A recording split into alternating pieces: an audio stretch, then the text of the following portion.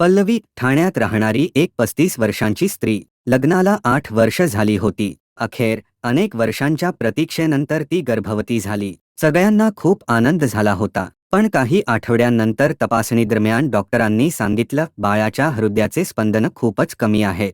वाढ नीट होत नाहीये. घरातले सगळे चिंतेत पडले. पल्लवीचं हसू हरवलं, पण ती ढसाळसा रडली नाही. काही प्रश्न विचारले नाही. तिच्या मनात एक श्रद्धा होती, स्वामी समर्थ काहीच वाईट घडू देत नाही. ती गेली 10 वर्ष रोज स्वामींचा नामजप करत होती. कधी स्वामी स्वप्नात आले नाहीत, ना प्रत्यक्ष दर्शन दिलं. तिचं स्वामींवरचं प्रेम आणि विश्वास अगदी निःस्वार्थ होतं. त्या रात्री ती हॉस्पिटलमध्ये होती, वेदनांनी त्रस्त, डोळे मिटलेले.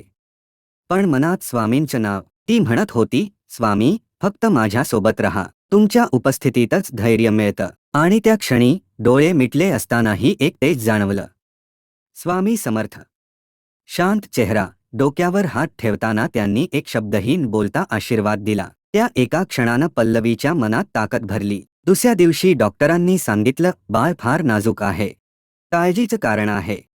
खूप वेदना झाल्या, पण पल्लवी एक शब्द न बोलता सगळं सहन करत होती. कारण तिला खात्री होती, स्वामी माझ्यासोबत आहेत. काही महिन्यांनंतर ती पुन्हा आई होण्यासाठी प्रयत्न करू लागली. आणि यावेळेस स्वामींच्या कृपेने एक निरोगी गोळ झाला. तिनं त्याचं नाव ठेवलं समर्थ. कारण तिच्या जीवनात स्वामीच खरे आधार होते आणि त्या आधारामुळेच तिचं मातृत्व पूर्ण झालं.